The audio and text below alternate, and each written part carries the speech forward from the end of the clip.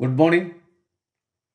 രണ്ട് സമചതുരങ്ങളുടെ പരപ്പളവുകളുടെ അംശബന്ധം X അംശബന്ധം Y ആയാൽ അവയുടെ വികരണങ്ങൾ തമ്മിലുള്ള അംശബന്ധം എന്തായിരിക്കും? അപ്പോൾ നമുക്കിവിടെ ഒന്നാമത്തെ സമചതുരം അതിനെ നമ്മൾ ഒന്നെന്ന് കൊടുത്തു.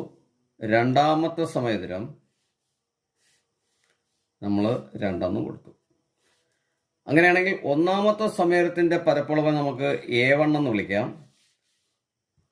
രണ്ടാമത്തെ സമചതുരത്തിന്റെ പരപ്പളവ് നമുക്ക് A2 എന്ന് വിളിക്കാം.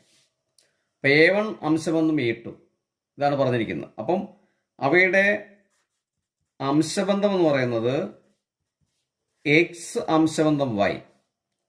അപ്പം രണ്ട് സമചതുരങ്ങളുടെ പരപ്പളവുകൾ എന്ന് പറയുന്നത് എക്സും വൈയും ആണ്. അങ്ങനെയാണെങ്കിൽ അവയുടെ അംശബന്ധങ്ങൾ എക്സ് അംശബന്ധം വൈ ആണ്. എങ്കിൽ വികരണങ്ങളുടെ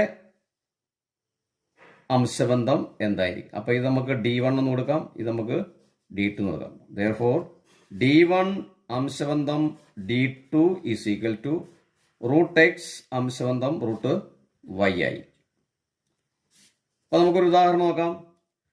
അപ്പൊ ഈ രണ്ട് സമചതുരങ്ങളുടെ പരപ്പളവുകളുടെ അംശബന്ധം എന്ന് പറയുന്നത് A1 അംശബന്ധം A2 ഈസ് ഈക്വൽ ടു